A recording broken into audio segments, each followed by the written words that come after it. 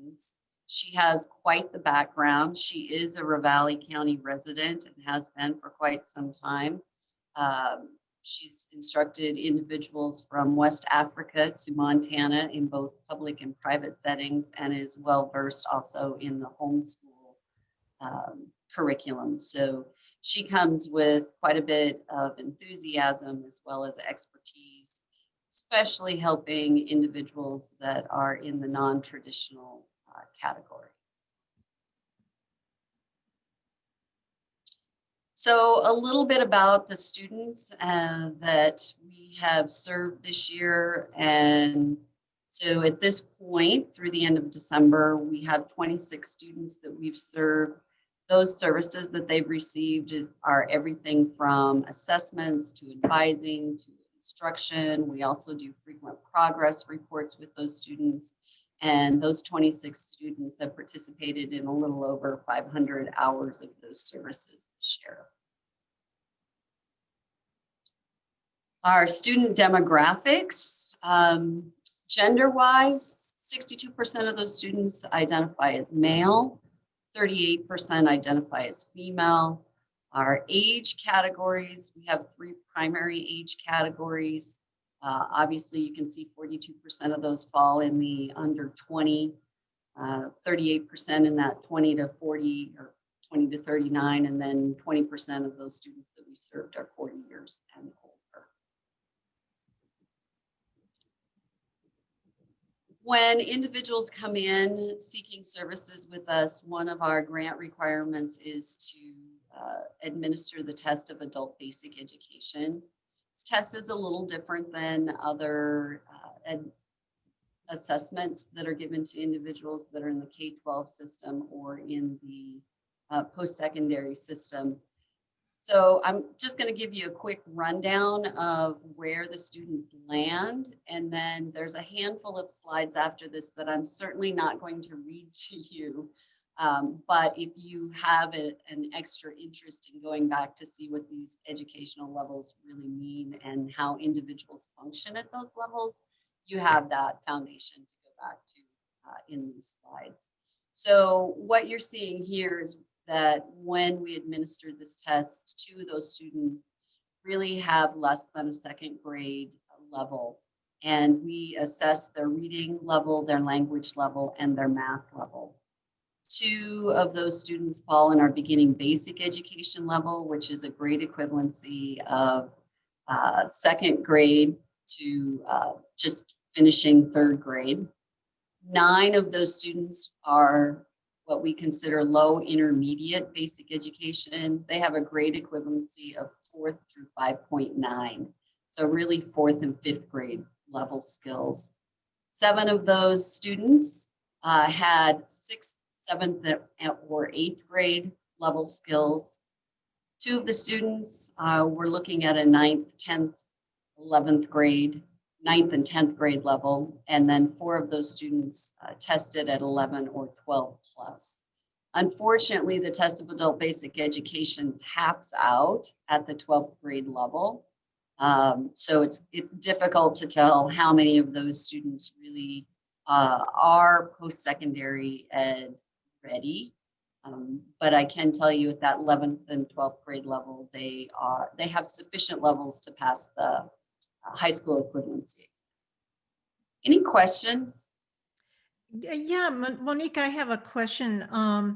So to clarify, those students who are really struggling readers, are they getting some direct instruction in reading because it's so fundamental? So maybe you could characterize what it looks like for those folks at that level that are below that 4th grade level of reading.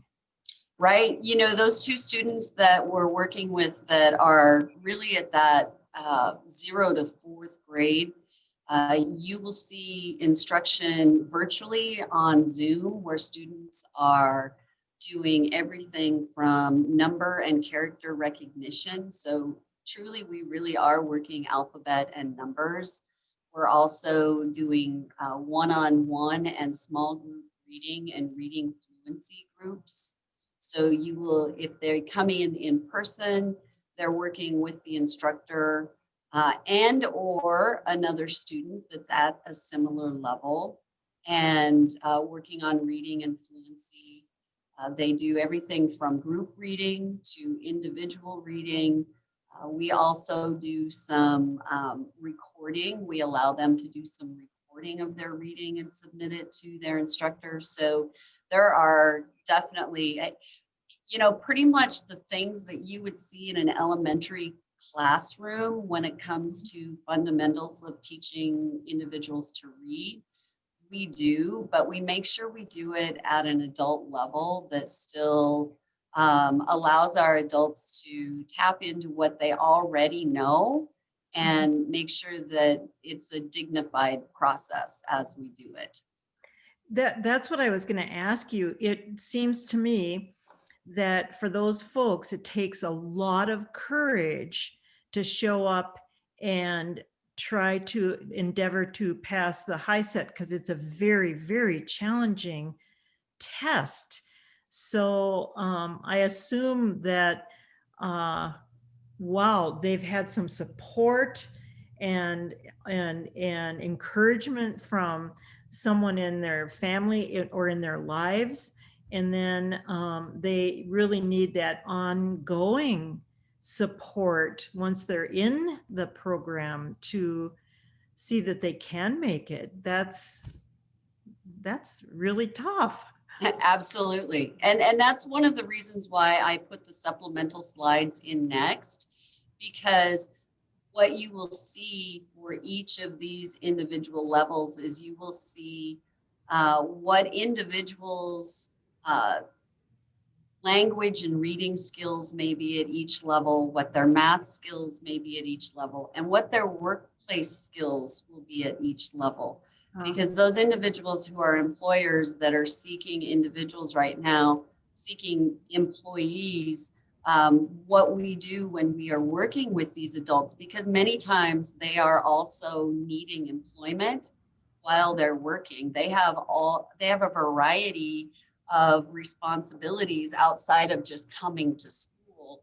So we will help them look for jobs that really meet them at their educational level, that they can be successful in and not discouraged, because it is easy to get discouraged, but it's also easy to celebrate the fact that they are survivalists, right? So they have learned the skills that they need to learn. So what we do is we celebrate what they know, and then we build upon that, because then we can instill the fact that they have continued to learn. They are active learners, and they can embrace being lifelong learners. It is not an easy path coming in as an adult with lower level skills, but that doesn't mean you're not employable and you're not worthy. It just means that you have some areas that you need to brush up on to get to the next step or the next level. And that's okay. And we celebrate those tiny successes along the way. Cool. Any other questions? So the next few slides, these are the ones that have a lot of text in them and a lot of information. But what these do is these just define each of those educational functioning levels that you saw in the students previously. So the first snip here is really the types of skills individuals have when it comes to reading and writing. The second excerpt is how they relate to numbers and math.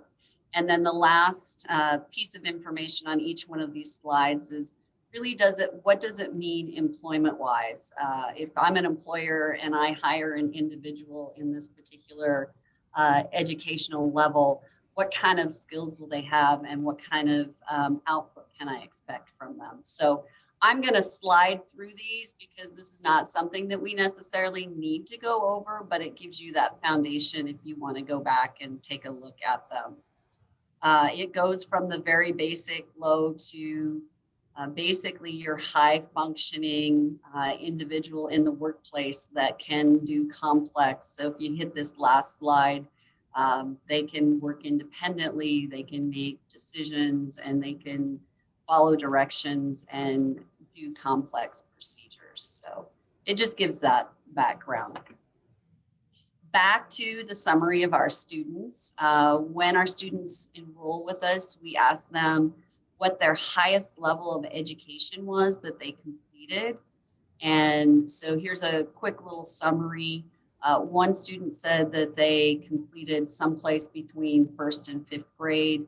One student said the highest level was 6 through 8. 16 said they completed the highest level at 9th through 12th grade. Now, if you think back to that previous slide, we had many people with less than 9th to 12th grade skills. So what you're seeing here is you're seeing individuals that received some high school, but they're not necessarily testing at that level. 5 of the students reported that they actually have a secondary high school diploma or an equivalency diploma, and 3 of those indicated that they have a high school diploma or equivalency, and they have some post-secondary education, but no degree.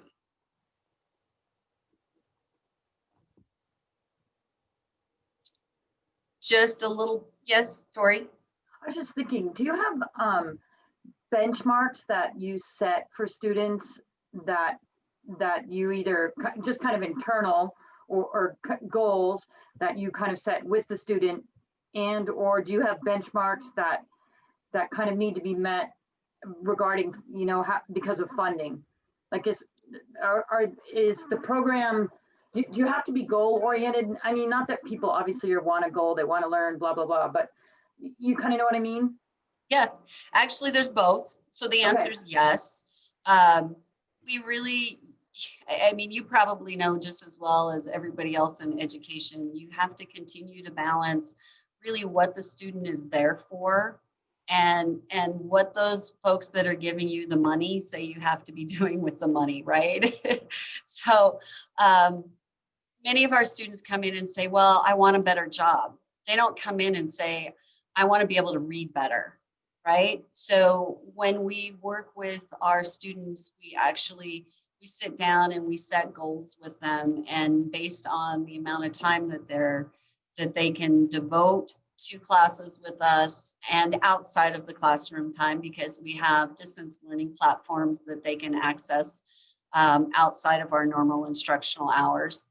And also we have conversations about being realistic about their goals. And then we do frequent progress reports. So it's not uncommon for us to have students that come in with those low level, elementary level skills and say, I want to be an RN. Well, that's a very, very noble thing. And it is something that it could very well could be achievable, but we have to sit down and have those hard conversations and say, let's be realistic. Let's look at other training programs that might be able to provide you some skills to enhance your education in the RN field. So let's improve your math and writing and reading skills so that you can get into a certified nursing assistant program. Then you can be earning an income, which is just a perfect career ladder move into an RN or one of those other careers.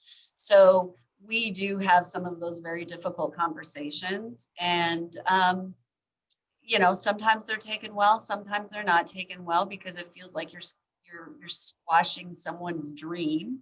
But it's important, and I think it's important to be realistic with folks and yet supportive with them on their path.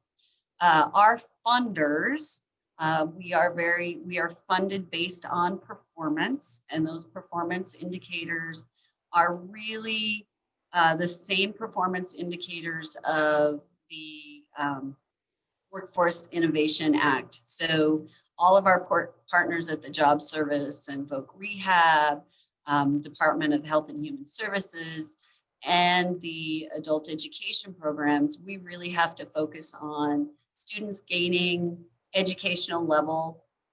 So those levels that I was showing you earlier, we get points, if you want to call it points, that equate to dollars based on the number of students that we can move from one educational level to the next highest level. Also for outcomes, so for individuals who are seeking employment, or individuals who are wanting to get a high set, or those that are wanting to go on to college. So anytime we work with students and help them progress onto some of those outcomes, we get points. So yes, there are many students that come in that their goals are not necessarily the same as what the funders think that their goals should be. But we work with that and try to fit it in as best we can and continue to work with them on it.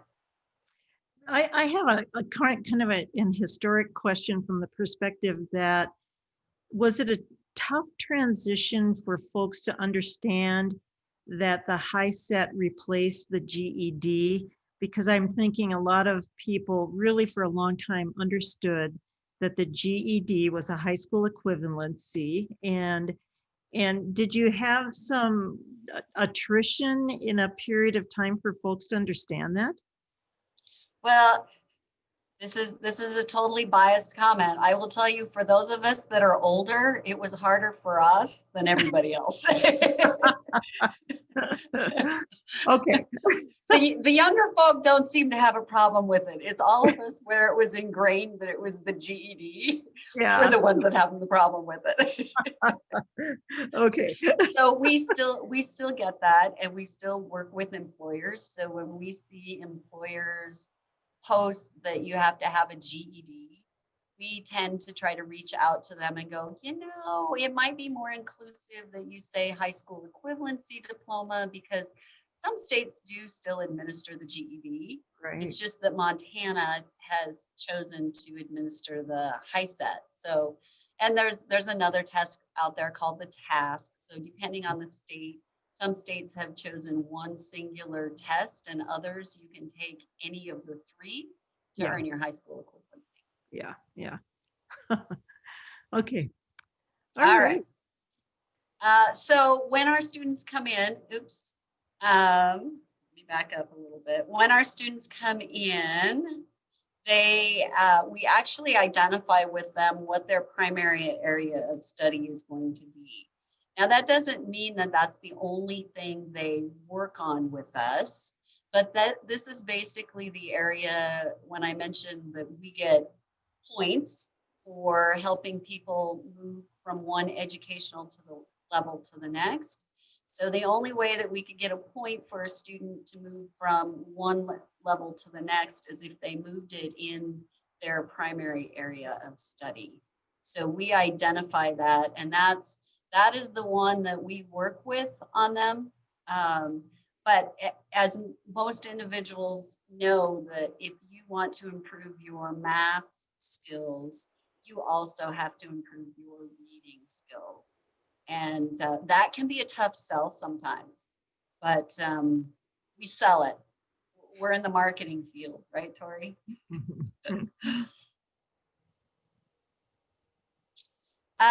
So while we might choose an area for them to study, we also have conversations and set goals with them about what is their real purpose for enrolling.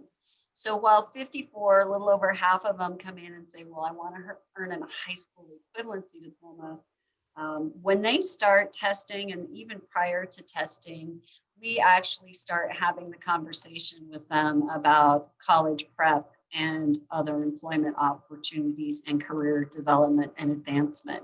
So there's just a breakdown. 27% come in and say, yeah, I want to get ready for college.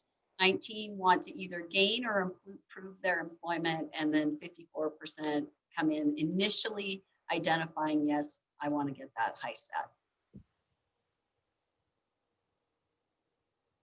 You guys have done a good job of questions. Anybody else have any burning questions they want to hit me with? I want to give a chance for council members to ask questions. I have a few more. Council members, do you have questions? I did want to say that for Dawn and Sue Smith as trustees elect, that I think it's really important to understand that the adult instructional options are really important in our county, because we do look to, as Monique's slides showed, that those folks will pursue, hopefully, some level of college instruction, and that the relationship here is really important and needs to be fluid and supportive in that transition and encouragement. So that's why it's as we look at a community college, it's going to be continue to be important. I did put a sense of two questions. One, how much has COVID impacted participation? And then following up on that, what is your sense of the graduates, people who are going to move on to that next step? Are they looking at, do they look to the Bitterroot College? Depending on where they live in our county, do they look to Missoula College? What is your sense of what our residents pursue? Well, a couple of things. COVID has definitely impacted. I would say that we are probably serving about 60% of our normal population at this point. Some of those students that we were serving prior to COVID, we continue to do outreach with, and some of them are continuing to use our distance learning platforms. However, they are not actively enrolled in our instruction. What we found is some of those students that we were serving previously are actually employed right now. They may not be employed in great jobs, but they're employed, and it's keeping them more than busy and making education not be one of their primary focuses right now. COVID situation actually has, for the most part, helped improve retention for those students who are actively enrolled with us. We're seeing them engaged for more hours. I think part of that is we have more options for them, so we can be more flexible with them, and they have plenty of opportunities to tap in.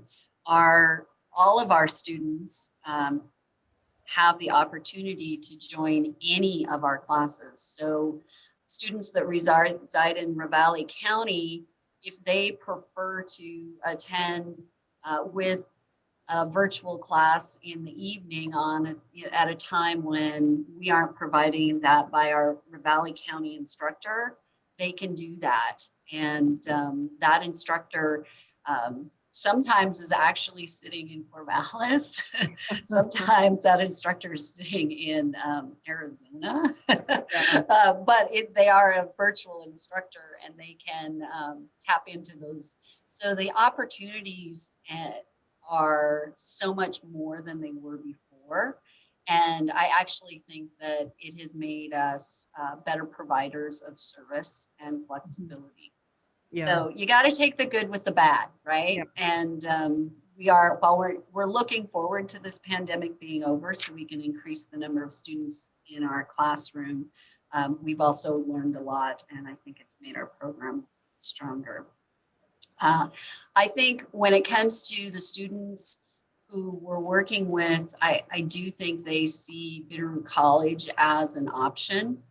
And we do actually refer a number of students to Bitterroot College for both HiSET testing there, as well as to tap into some of the classes, both the community education classes, the workforce classes, and the more certificate and degree-based programs.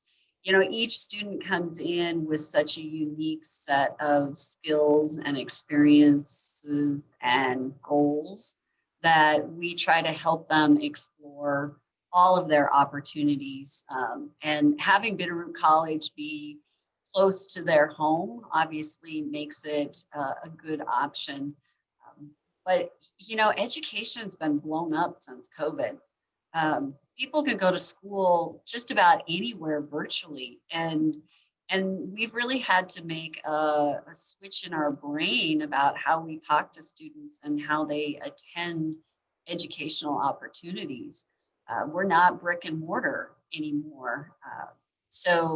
I'm sure, Tori, you ponder these things all the time too.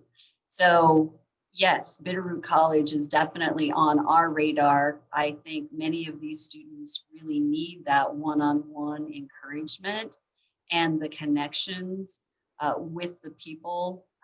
So I think that makes it very viable. Not every student has the skills it takes to be able to be a successful online student. Mhm. And for the background edification purposes of the trustees elect, can you do a quick overview of what the funding streams and mechanisms are? This program receives federal WIOA funds, so Workforce Innovation Act funds, as well as state title, oh my gosh, I get them Title I. So we get some Title I funds and some Title II funds. Okay, Title II. And trustees elect, you'll understand what those are eventually. Let's see, I was writing down questions as you were speaking. I think the other question is, do you have a continuing partnership with Bitterroot, Literacy Bitterroot? Is there a relationship there? Is there sharing of students, handoff? We actually co-share a number of students. So some students attend with the Bitterroot Literacy Program and with us. And then also the benefit of the Bitterroot Literacy Program is that they do not have the restrictions that we have when it comes to serving students. We really have to be careful and make sure we stay within those federal and state guidelines. And we can't serve anybody under the age of 16, and they can't be enrolled in a high school. And so we appreciate the fact that Bitterroot Literacy, when we see students that we cannot serve, they're not eligible for us to serve, that is definitely a perfect fit. Because it's sad that those students shouldn't be engaged in educational activities just because they don't meet our eligibility requirements. Okay. Do you think there's a lot of confusion about that at all for folks? I mean, you're obviously dealing with it. They come in, they don't qualify. You talk about other options. You know, I'm not on the front line with the advisor that takes those students in, so I can't really answer that for sure.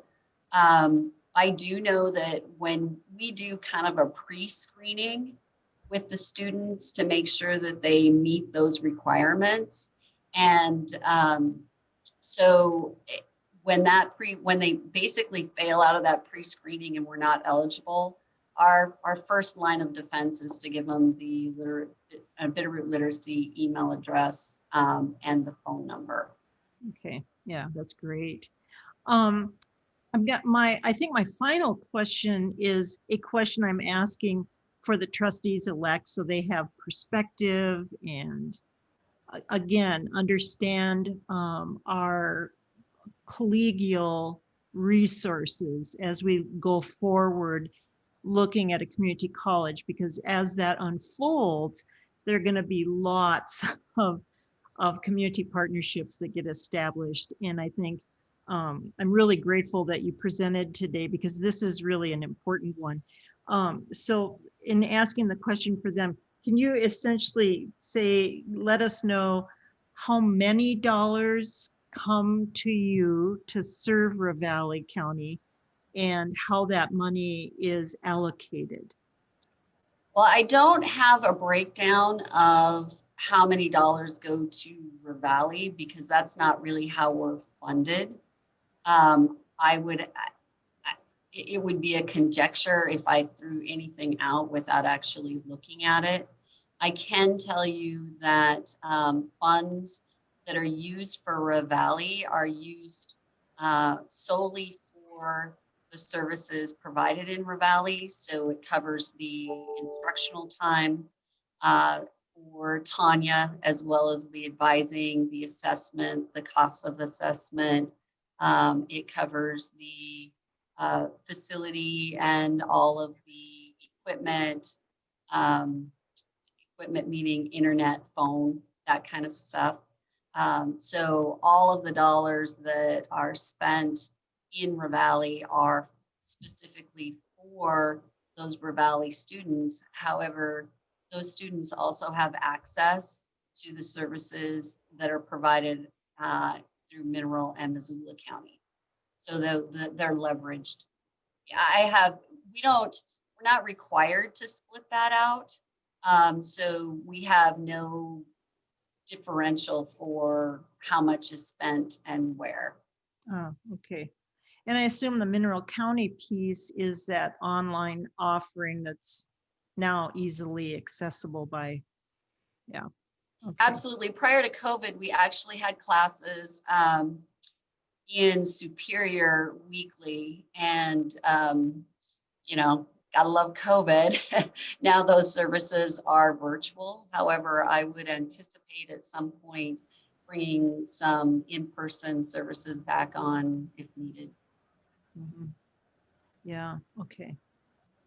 All right. Well, thank you very much, Monique. For all of you who usually know that Monique participates in our meetings, she never shows herself. So you're meeting her face to face for the first time. Council members and members of the public, do you have any questions?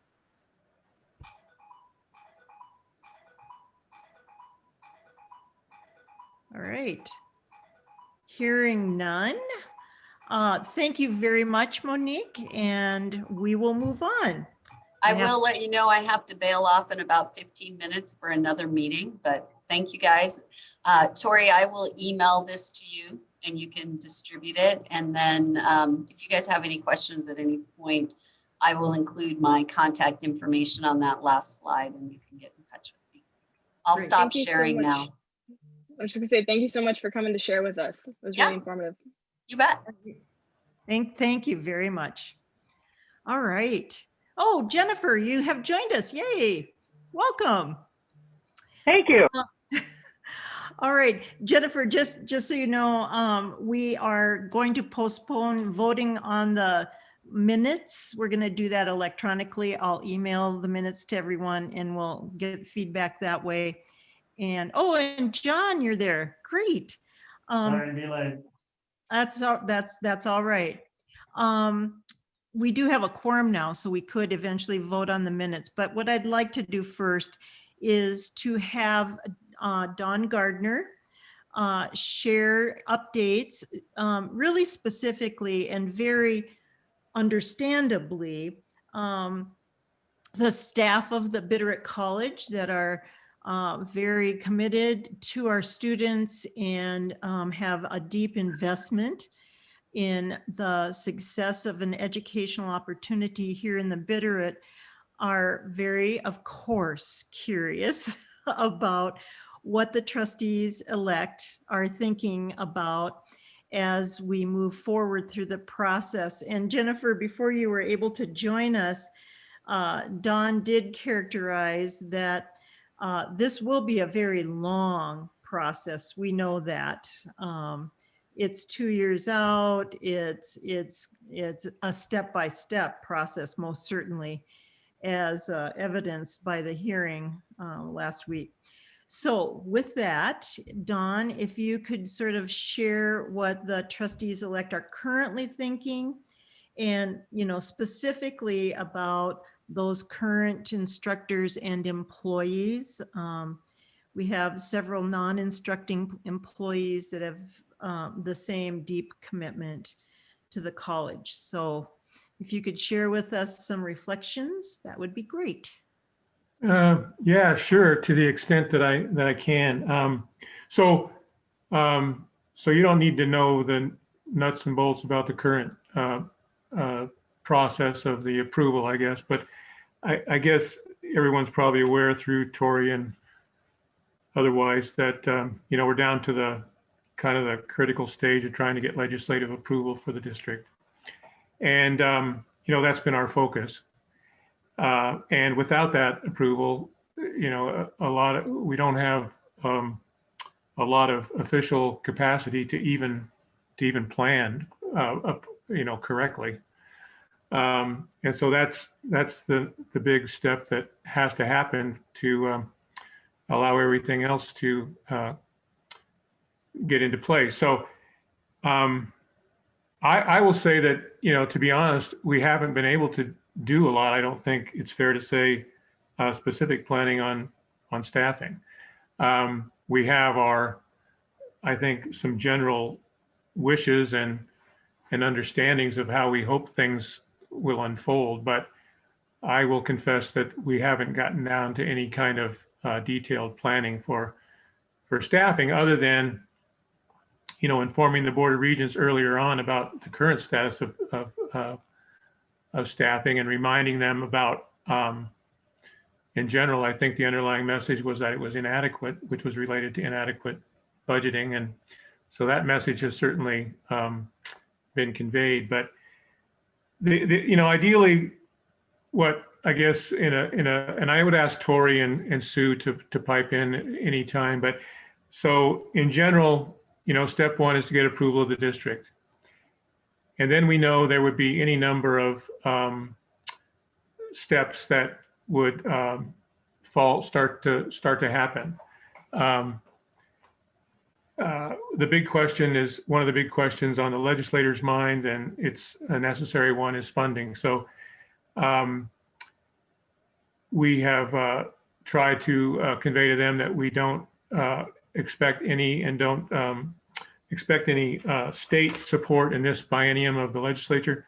And that's a different story, but we have actually tried to confront that question head on by reminding them about how the college can be funded with more fair allocation of current funding that goes to the UM. So that's one thing. But that will have to continue in our planning, is more funding, to include probably a revisitation of a local levy at some point. But and then then there would be, our total expectation, and you all probably know as much about this as I do, is that there will be a continuing support for transition from the UM to have the Bitterroot College continue to provide post-secondary education in the Valley. So that's our expectation. And until we would hear anything otherwise, which I certainly have not, that's expected to continue. And that means that the current staff and faculty and staff of the college would continue to be employed and continue to provide those services and continue to keep the doors open. I think that probably, as Candy has alluded to a little bit, for our benefit as trustees in the course of this meeting, is that it's a learning process for us as well. But my very general understanding is that should we be fortunate enough to have this district approved, one of the things that would happen prior to, the best case scenario right now is that we would try to open doors as a new community college in the fall of 23. So probably at least 6 months or a year prior to that opening, we would need to begin to do some key hires, in preparation for a new college. And my understanding is probably among the most key would be a president, and probably a chief administrative position of some kind that would then be involved, along with oversight and approval by the trustees of specific hires for faculty and staff. Again, that's quite a ways down the road, and we don't have any specific plans because, again, nothing can happen until we get the district approved. So we're stuck in this holding period of waiting to be allowed to get started. And we are taking it step by step. So, we haven't spent a lot of time, frankly, on specific plans for staffing, as I've said, because our energy has been devoted to the task at hand, which is getting approval for the district. But, I think we have discussed that certainly it would not be wise, and certainly it would not be our intention to do any kind of wholesale change in faculty and staff. That wouldn't seem prudent or wise. And it's our desire and that, in the foreseeable future, that all faculty and staff would continue to be employed. And, I can also say that I don't, how that happens and how things unfold, as I say, as time goes on, remains to be seen. But we don't, we certainly have not had any desire or intention to make any kind of changes in faculty and staff at this point. So like I say, having said that, we also haven't gotten down into the weeds of what actually happens once we're given a chance to staff up a new college. So, but we don't intend to start over and start from scratch. And I suppose there's any number of things that could happen as we get closer to opening up a new college. I'm sure that there are any number of metrics that would be, reviewed, et cetera. But I don't know what those are, frankly, and maybe that's sounds a little bit ignorant on my part, but really, as I say, the task at hand has been to try to take it a week at a time and try to get this district approved, and that's what we focused on. But we will get more educated and we will get more involved if we're given the green light to do that by actually becoming a sworn board of trustees. And that's about all I can say. We haven't looked too far in the future. I don't have any kind of super duper crystal ball, but we're hopeful. And if we are approved as a district and sworn as boards of trustees, then I think the wheels will really start rolling in earnest to get up to speed about how to open the doors in the fall of 23. And as I said earlier in the meeting, we're committed to, I certainly think it's fair to say that we would be committed to staying in touch and keeping the members of this group informed as time goes on. And I'm sure Terry and Sue and Candy will be very involved with that planning. And one way or another, I'm sure that faculty and staff will stay informed that way and otherwise. But, I know that, I know the faculty and staff has been very vested in the processes that we've done to date, including writing very, very impactful letters of support for the creation of the new district. And those have been beneficial as far as I know to date. So I know that it's an uncertain time and we're trying to create a new entity here, and that comes with anxiety for us, but certainly I don't mean to try to say that I would know the anxiety that goes along with actually being employed in the college and knowing knowing how that might be affected, that employment might be affected as things unfold. But again, our intention, our desire is that people will stay employed and keep running this college, certainly through a transition and quite possibly beyond. That's about all I can say, I guess.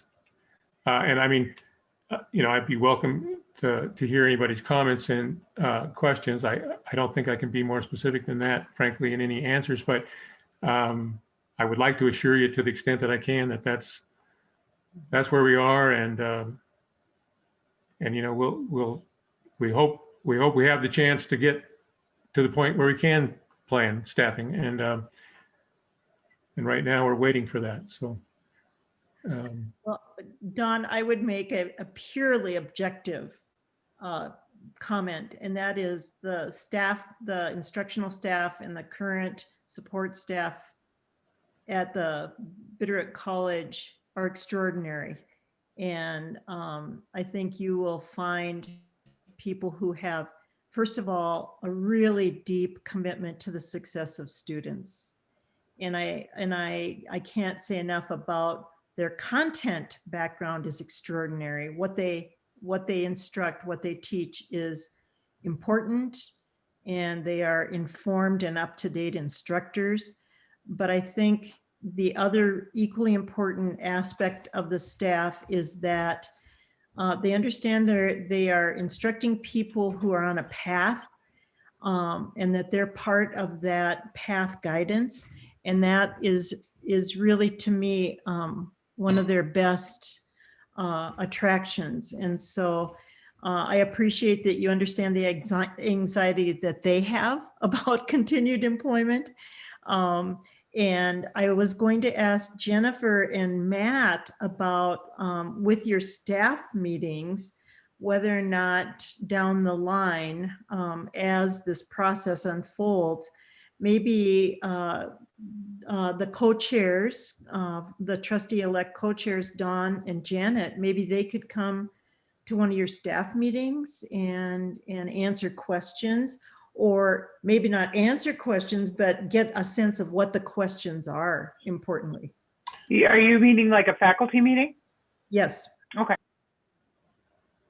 I mean, So maybe I mean, it's up to you. I would certainly be happy to come, and I would guess Janet would be as well.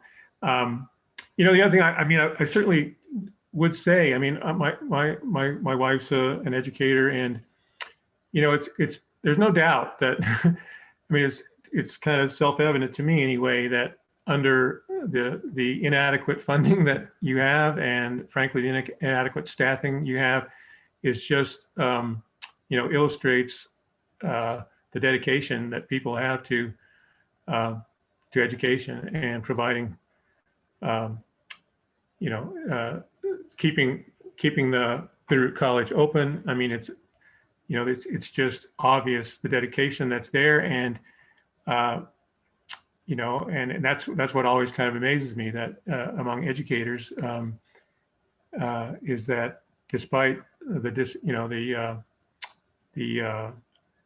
disadvantages or the hurdles that they have, specifically to funding and staffing, that they march on and they do their jobs, and they're dedicated. So, you know, that's certainly evident to me, and I think I'm sure it's evident to all the other trustees elect, and so you know, we just have to hope for the best, and we have to hope that things unfold with a new you know, institution that the community will be supportive of and proud of, and that will continue the great mission of education. But yeah, so you know, you're all to be lauded for that, and you know, I think that despite the fact that we've been down in the weeds about trying to get approval for this district, I think and I'm sure that you know, the underlying mission is in the minds of all the trustees elect, and that is that we're here to try to provide education to residents of the valley, and we can't lose track of that mission. And you're the ones that are actually doing it. So, Jennifer. Yeah, so I actually had a couple of questions. So you had said that you don't, that you have a continuing expectation of support from the UM. I was wondering if you had that in writing, or if that is just something that is. No, I don't have anything. No, I don't have anything that you don't have. I mean, I'm just Okay. informed by Candy and Tori regarding, you know, memorandums of understanding, and Right. So I'm not privy to any information that, and probably less that they have, but that's currently my understanding until I So- hear otherwise. Yeah. Yeah, so that leads me to my next question. Was there an update on that memorandum of understanding from September? Have we gone further with that beyond the lawyer? Not that yeah. I know of. I guess that would be for Candy and Tori, I think. Yeah, we did, and I never thought to send you all the agenda. There is, as you know, this is a later agenda item on our agenda, but maybe it is relevant right now. As you all know, we did draft back and forth with the UM administration and the attorney, a draft memorandum of understanding. And I felt like we were at a point with our last MOU draft, that it was really clear what we were seeking, and that was assurance on several levels. Well, after they got that last draft, the interim provost and I had a long conversation, and I think Reed Humphrey is a good guy. I think he gets it. He's a long time UM employee, which in this case matters because, as you know, the leadership at the UM has kind of come and gone, and that can be Tori has had to reteach about 6 sets of new leaders over the last years. And because he is a long-term employee of the UM, I think he really sees the dark underbelly, and he acknowledges the dark underbelly of the system. On the other hand, he is brand new to that role, and as such, does not have a lot of history with Bitterroot College. And so after we sent the last memorandum back, saying here's what we think is essential, he decided he needed to move forward with a task force. And so the task force meeting was supposed to be 2 weeks ago on the same day as the hearing for the community college. So they asked that we reschedule that, and it will be it'll be next Friday. And the initial meeting is only an hour. And so my sense, my feeling is that the membership of that committee is heavily weighted with UM staff. The only representatives from the Bitterroot College are Tori and myself.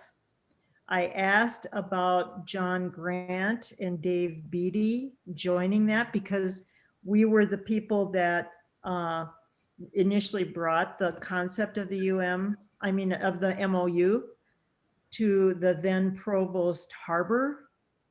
And they kind of said, no, we think we're going to start with this group of people. And so, like I said, it's heavily weighted main campus folks, plus Brock Tessman, who is the assistant commissioner for OCHI.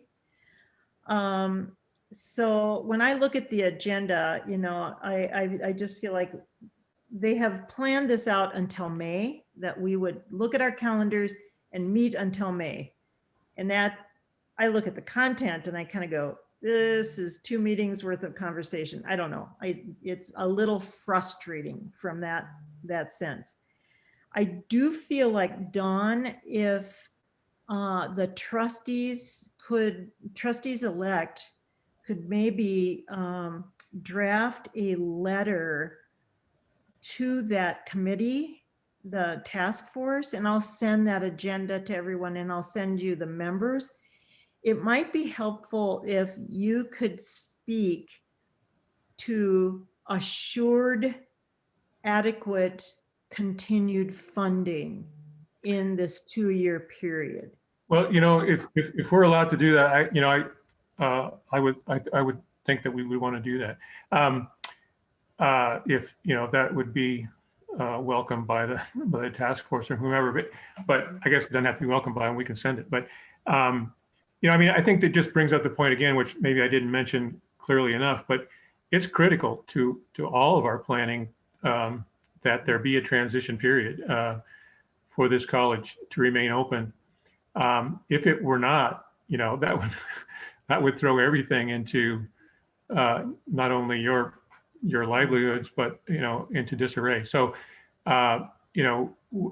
we have no, that would be disastrous as far as our own planning. It would change the whole narrative about how we would need to start, and so that would be that would not be anything helpful whatsoever in the administrative and in the planning stages, let alone in the provision of services of education. But yeah, so yeah, I think that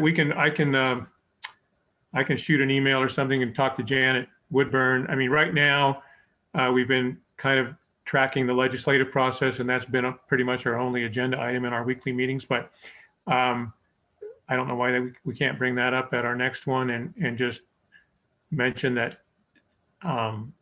mention what you just said, and maybe stay in touch with you, Candy, and Tori about any specifics that might be helpful to put in such a letter, and see if we can just get that done. So yeah, I'm sure we would want to try to influence that if we can. So yeah. Great. Jennifer. So the only reason I bring this up is because of the countrywide enrollment numbers for colleges and universities being shown to be overall down because of COVID. And also with the track record of our fiscal year where we're going into the next budgetary cycle, my concern is, well, we already were thinking about reducing their budget. Well, now we have a reason to, because enrollment is down, so that's just the only thing that kind of concerns me for thinking, kind of into the fall of 2021, and just making sure that they aren't going to cut us down to our rice paper status. So, and so it's just something that I just want to make sure is on everybody's radar, just because of the track record. Oftentimes we forget about this occurring every year, and the reduction in budget occurring every year.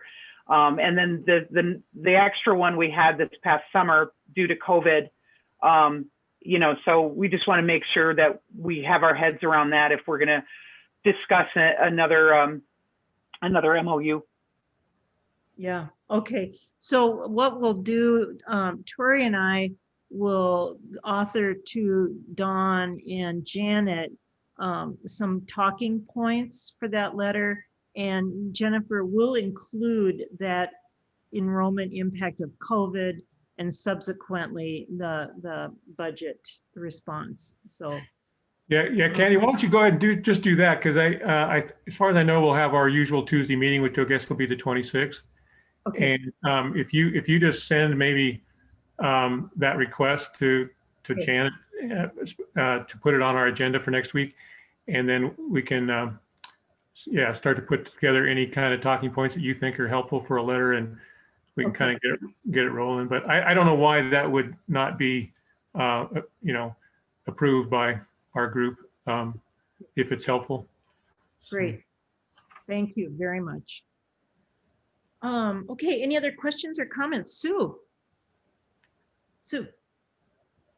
You're muted, Sue. Sue? So we can't hear you. You're muted. Can't hear you. Yeah, Can't hear you. I'm sorry. I'm unmuted now. So when we first decided, being a Valley resident, when we first decided that we wanted a community college, I was very much in favor. And my participation has always been to hope that it would succeed. And while we didn't get what we had originally hoped for, we did get something. And so I was hopeful that it would serve the purpose of what we had hoped we would get, which it obviously hasn't. but I'm very supportive of it hanging in there until we can get something better. And, I think you guys are all doing a fabulous job. I've been pretty darn supportive of what we've been doing with what we have available to do it with. So thank you all. And Jennifer, I just want to say, I suffered through chemistry. I find science very interesting, but the math behind it just slays me. So you got to come take my class, Sue. You make me want to take chemistry classes. There's room. I teach a blended. You can zoom in. Come on in. You're doing something right to make me want to take chemistry classes. Yeah. Oh, that's great. All right. Oh, excellent. Yes, I am going to actually try to sit in on Jamie's statistics class. Man, live. Woofda. Okay. Any other comments, questions? All right. All right. Thank you very much, you guys. Yeah. By the way, I love statistics. I can't imagine why. So I don't know if I said anything that Matt would want to add to, or if he had something that he wanted to say too. My questions were process oriented, and it sounds like we're not even anywhere close to that. What is the status of the state legislature? If we just want to like 10th floor view. You want to? I can try, Tori, if you want. So a week ago, last Monday, which would have been Monday the 11th, there was a resolution for the approval of the college presented by a local senator, Jason Ellsworth, to the Senate Education Committee as a first step. And there was an administrative glitch in that hearing that we found out about the day after, in that the resolution was misnamed. It was administratively, improperly submitted, and so what that means really is that they are going to put the correct label on the resolution for the next time, and so it'll get a second shot here. Senator Ellsworth and Dave Beatty are meeting right now. This is all late breaking stuff, but so now I think they're putting their heads together about when to reintroduce and how to reintroduce the correctly named and correctly worded resolution.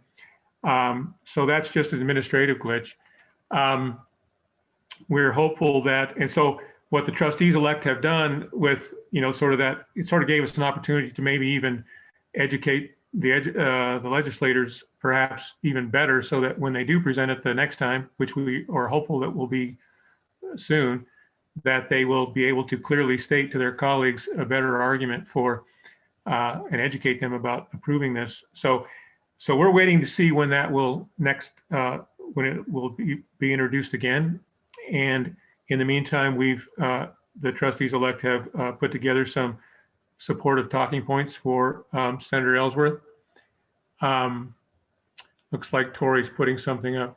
Okay, so it looks like it's probably the resolution LC 3176. And so what we did do, we have been preaching that there would be no fiscal impact with the resolution to this biennium.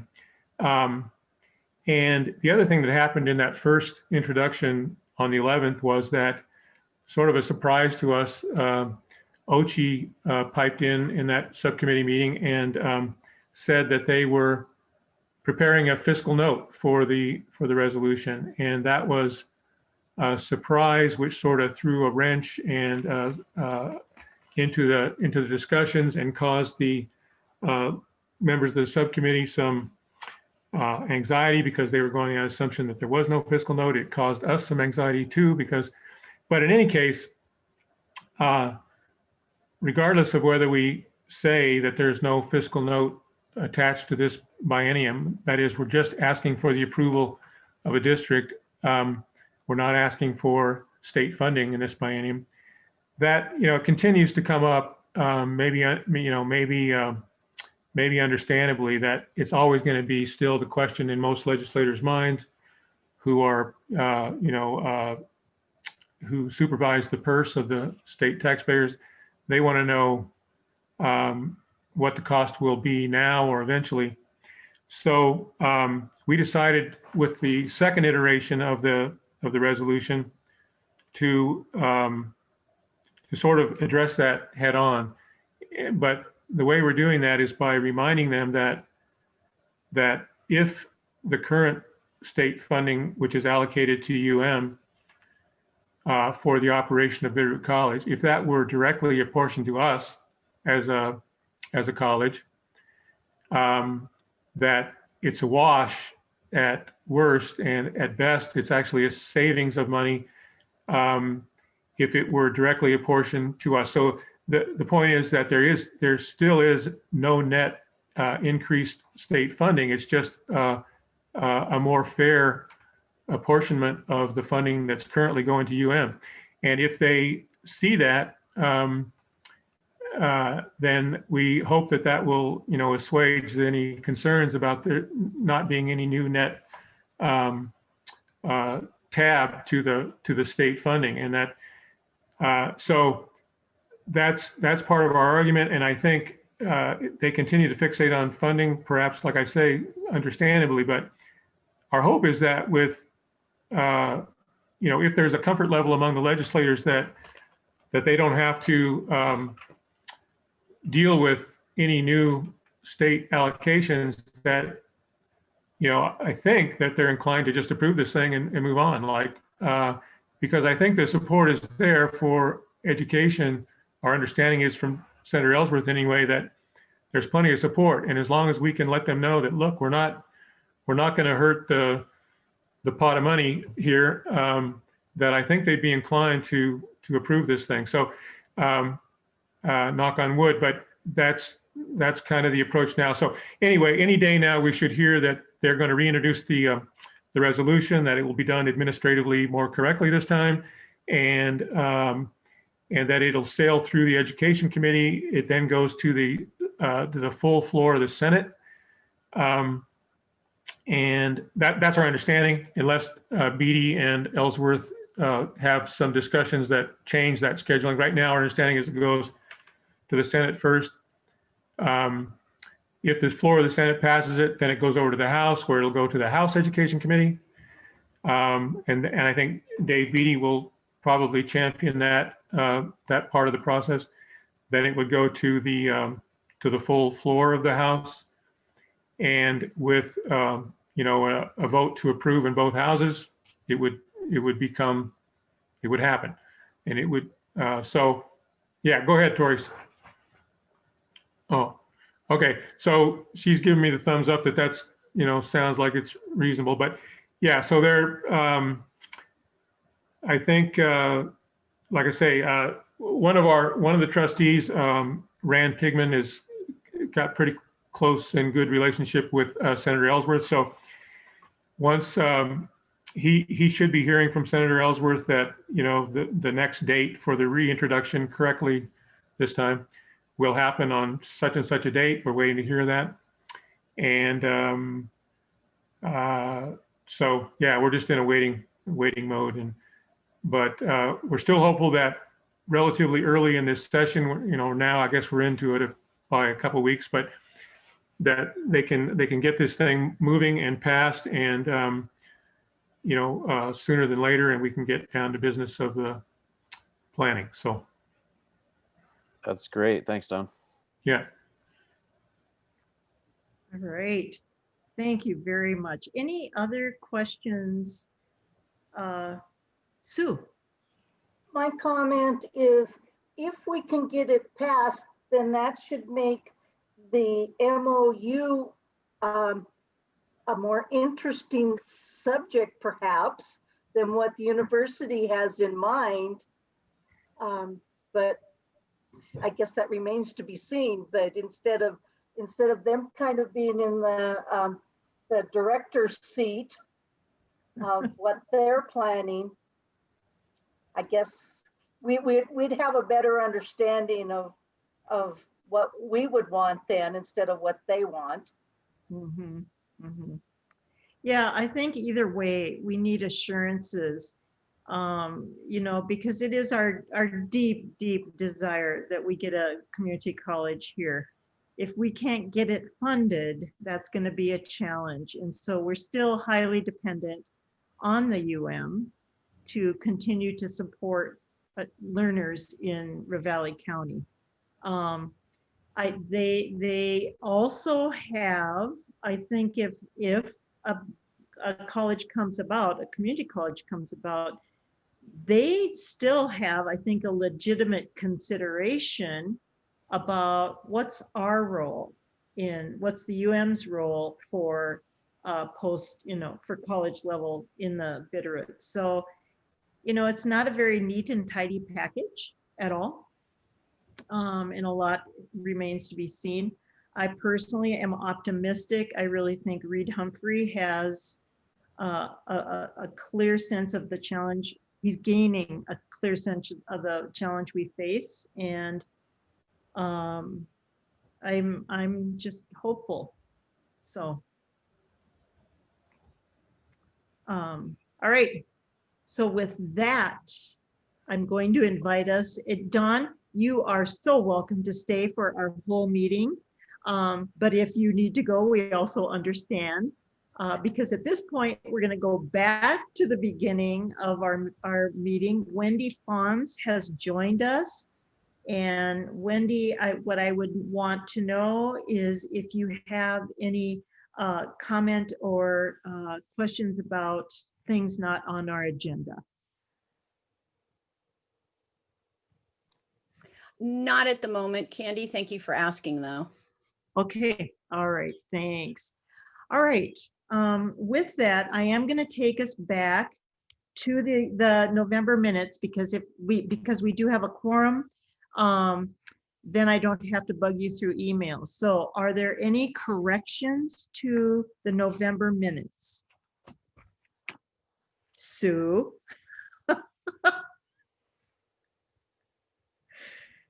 I didn't see any, so having not seen any, I would make the motion that we approve them as written.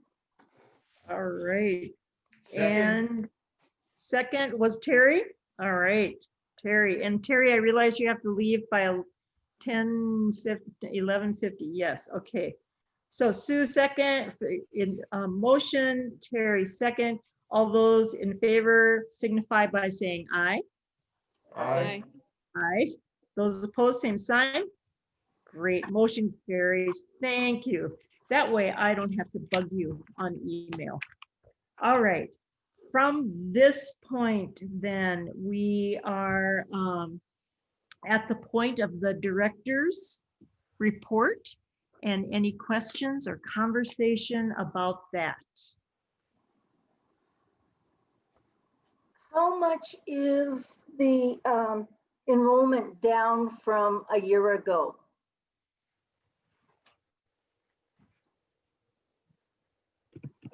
Sorry, can you hear me? So last spring, our enrollment was at 66 FTE, and this spring so far it's at 55 FTE.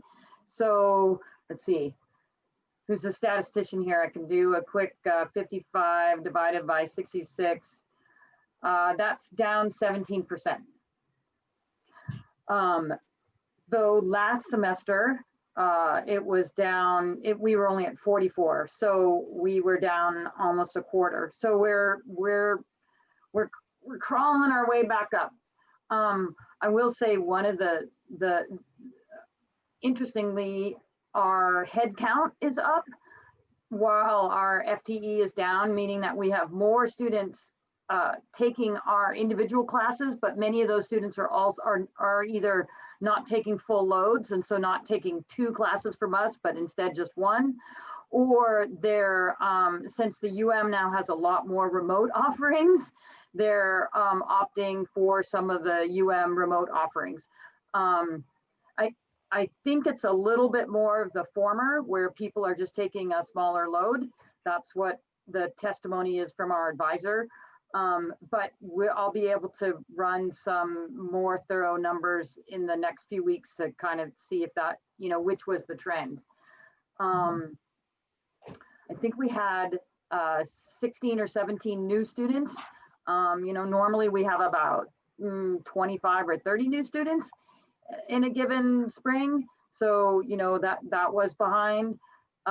It was interesting to hear Monique's just say, her numbers are down. Interestingly, though, we hear about a lot of job loss, but that people really are trying to work if they can, I think, because of the nervousness of things. And so although there's job loss, it's not necessarily then that people decide to go to school, but maybe they're, taking some under the table work or making sure they don't lose a job and sticking with their job. So yeah, it's tough. It's tough. Follow-up question. Do you ever see community colleges moving from FTE just to head count? It's not completely uncommon. I mean, usually community colleges have the ratio of head count. They have more part-time students, so it's definitely at a community college you tend to have more part-time students. But to see the kind of jump we saw, which was probably 40 head count, that's pretty extreme.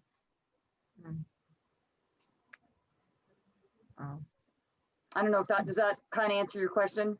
Residential schools tend to have, FTE tends to is more closely equal to head count. And at community college, it's not, but now ours is even more out of whack than usual. Good question. Yeah. And I guess what that means on the service side, I mean, I know you guys can draw all those lines and everything, but it means that we're still serving as many, if not more students. And so there's just as many advising appointments. There's just as many calls to Mary, there's just as many people that have to pay a bill. So it's tricky for the students. Student support doesn't really take that sort of hit. One thing, I almost shared this with you guys, but then I noticed a little snafu in my numbers, so I decided not to share this with you via a document, but I can do it next meeting. But this time around, for the first time, I don't usually micromanage or micro observe. I guess I don't really, maybe I manage it, I don't know, but watch. I don't usually watch the tuition revenue against instructor expense. That isn't something that I'm watching as we're making course, deciding whether or not to cancel a section as we go into a semester. But this time around, because the waited, understandably, but it was a little edgy, waited to the very last minute to sign adjunct contracts. I think adjunct contracts got signed Sunday and classes started Monday. I mean, it was down to the wire. The was really watching their pennies and not wanting to sign contracts if classes didn't have enough enrollment. So the week or so before that, Hannah and I put together a spreadsheet just looking at how student tuition dollars corresponded to what we were expending on instructors. And so, it was costing us $5,000 for a class, to run a class. Were we getting $5,000 worth of tuition? And of course, the equation doesn't really work like that, because public higher education is not just supported by tuition dollars. So that wasn't even trying to see if classes, a class almost never has to support itself with tuition dollars because you get state subsidy as well. But I wanted just to see if we had to go to the and I had to make the case to keep our classes intact, if in the end our numbers balanced out, that our instructors were driving enough tuition dollars. And so, although, you know, you can't, as a college, you're trying to put forward a whole, an educational experience, right? And so although individual classes, like, well, one class might have 20 students, and so it definitely is paying the instructor's way, and another class might only have 7, and it is not paying the instructor's way. The management idea, from my perspective at least, is to have all of the classes at least balance to be revenue and expense neutral or revenue positive. And with the 55 FTE at the end, as of yesterday, we were revenue positive with just tuition by about $4,000. And so I felt really good about that. And if you know, like Jennifer was saying, or Matt, if the situation gets to be like, well, we need to cut your funding, really our instructors were supported by tuition dollars alone.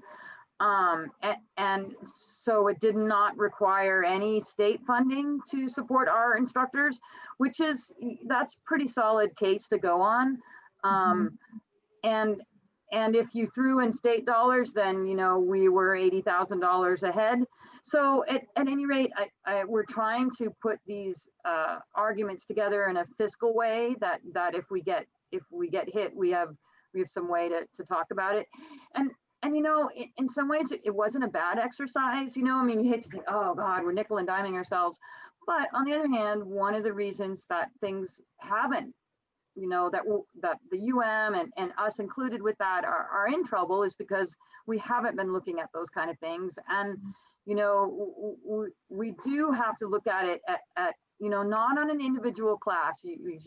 People don't go to college to take one class. They go to college to take a degree. So you have to look at the whole classes that make up a degree, and you got to see how does that pencil out. And then if you're at a real college, you look at multiple degrees and how do the multiple degrees balance out, because maybe you want to subsidize some courses or degrees more than others because of needs in a community or a region or a state. But to just start doing that on a very small scale for us was really instructive, I thought, and made Hannah and I think about things, you know, if we become a community college, how we can help advise the new board and any new leadership, and we can be in a position to start ourselves in being, you know, revenue neutral, well, revenue expense neutral, or really we need to be in a revenue positive place so that we are putting reserves in place, and how to be, you know, fiscally savvy and sound if we have the opportunity to kind of start new. So at any rate, that was kind of a long story and a long explanation. Hopefully it made sense. But in the end, we are revenue positive at the moment, which is a great place to be. Excellent. Excellent. All right. Any other questions or comments on the director's report?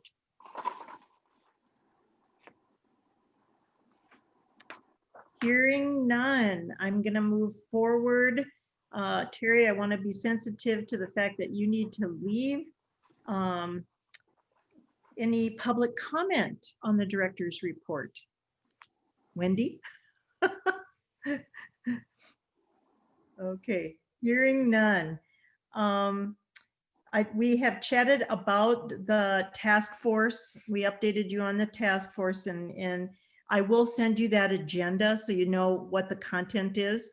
And what I would appreciate is if you have any specific questions you want to make sure that we address, send them back to me, email them back. So I'll get that to you. And then Nathan is unable to be here again today, so there's no update that he shared with us. Any public comment on this portion of the agenda? Hearing none, we're going to move forward to announcements and documents received. Anything that we need to discuss there? Just that there's scholarships available through Seroptimus. So we have extended the application period through the end of February. And we have about $13,000 that we would love to give away. And I personally would, well, one of them has to be for an advanced degree. So that doesn't count for Bitterroot College, but I just assume that Bitterroot College gets the money as any place else. And So what did you say was the date? February 28th. I may not have said that, but that was the date, February 28th. Okay.